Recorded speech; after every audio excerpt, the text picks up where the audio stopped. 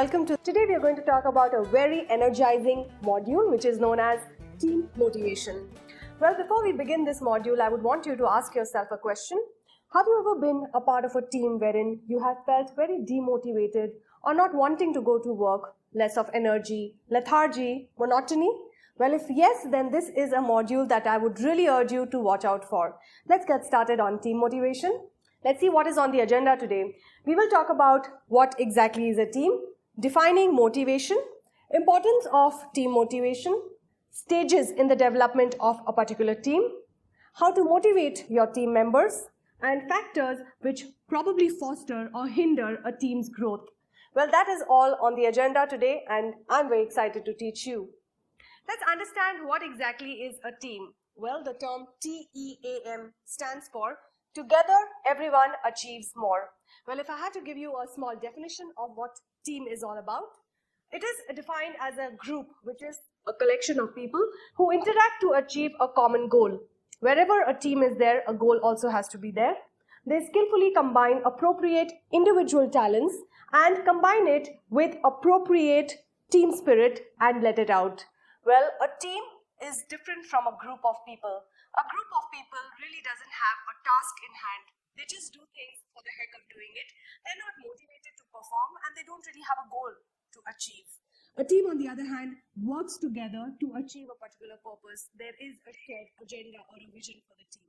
So, well, what is motivation all about? Well, motivation, if I have to tell you what it is described as art of getting people to do what you want them to do because they want to do it. Well, very nicely said.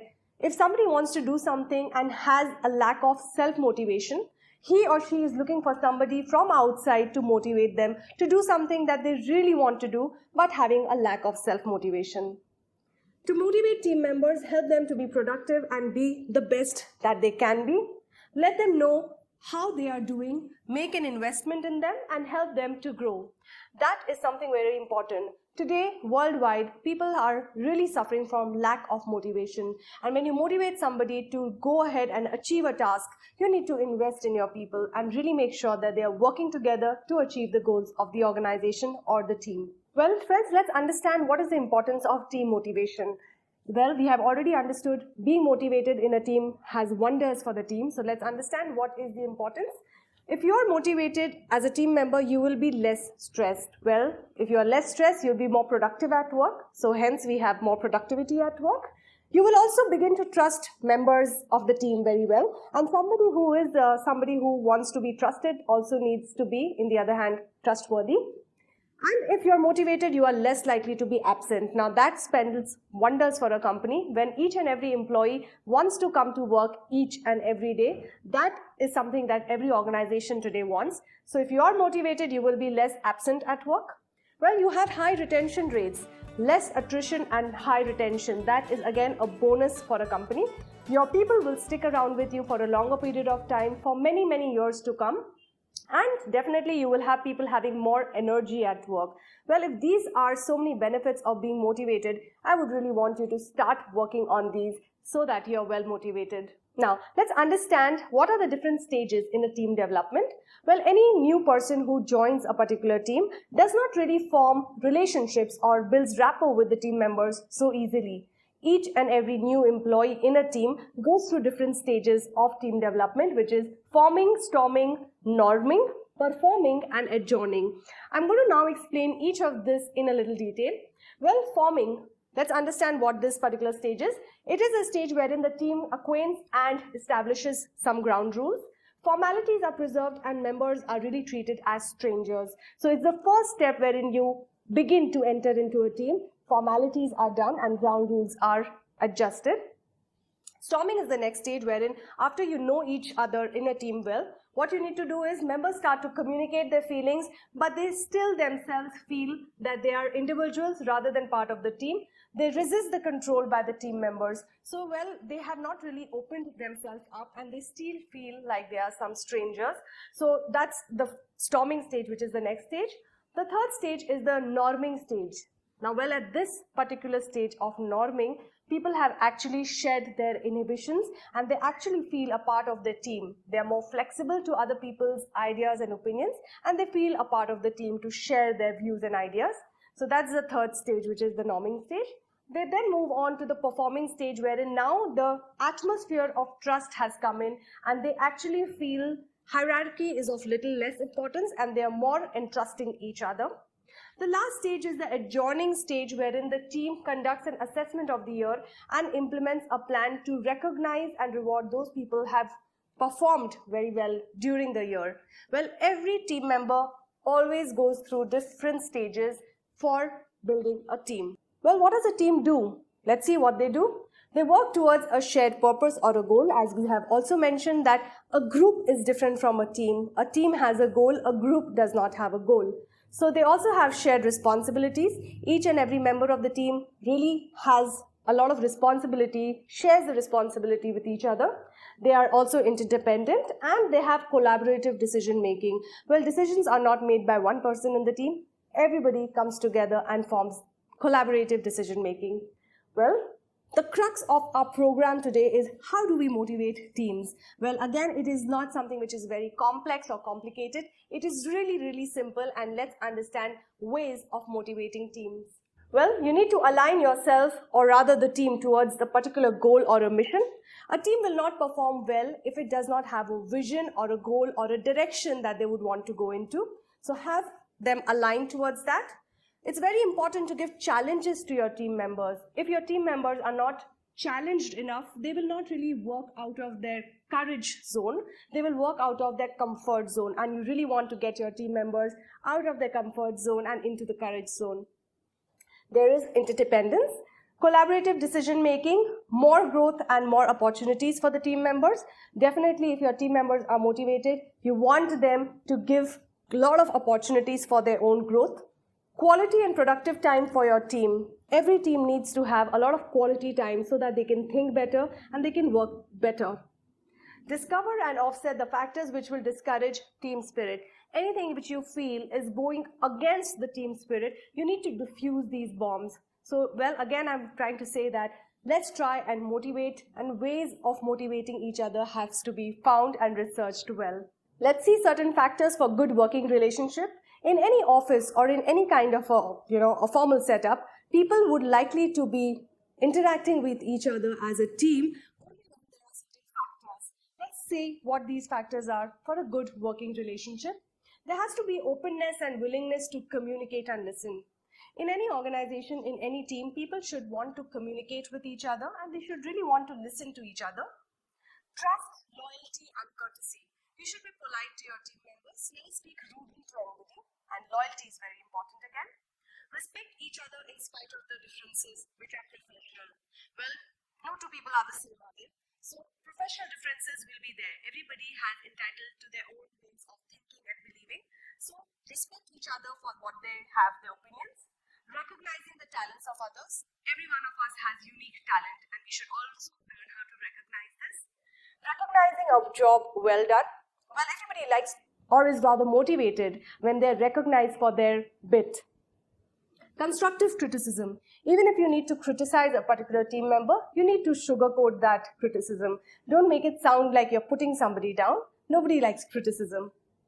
Sincere concern for others with respect to privacy. Well, everybody likes their private space and we should never intrude on somebody's private space. So please be careful that you have concern for other people's privacy and sincerity. Well, we have looked at some factors which are actually good for motivating team members. Now we will look at certain factors which actually hinder a good working relationships, and these are factors that you would not want to really concentrate on because they hinder good working relationship. Let's understand what they are. Lack of understanding of others' jobs and responsibilities. Well, you need to like other people in your team and you need to also understand that they have specific jobs and responsibilities. Never ever have lack of understanding. Disregarding others' feelings. Everybody's feelings are important to them and you should never ever disregard the feelings. Lack of leadership. If there's no leadership, the group or the team will never stay. Lack of privacy, which we have also understood. Poor job attitude. If somebody has a poor job attitude or attitude towards his or her job, that can also be really bad or an obstacle for a good working relationship. No opportunities for staff meetings. Well, it's important to meet frequently and discuss certain things which are there on people's mind. If you do not have staff meetings, people will not really open up about what they feel. Uneven workloads, wherein some people are really bombarded with a lot of workload and some people are not. No evaluation or feedback from seniors. Well, it's very important that feedback is given from seniors so that people know where to improve and how to improve. So feedback is of utmost importance. Well, these are all the factors that we have discussed which actually act like a barrier or obstacle into good working relationships. Well, friends, to develop teamwork, there are certain things which every manager or leader needs to do. Let's see what they are. You need to build your team. You need to really invest in your people and build your team members. Engage team through the work. So a lot of work and engagement needs to go side by side.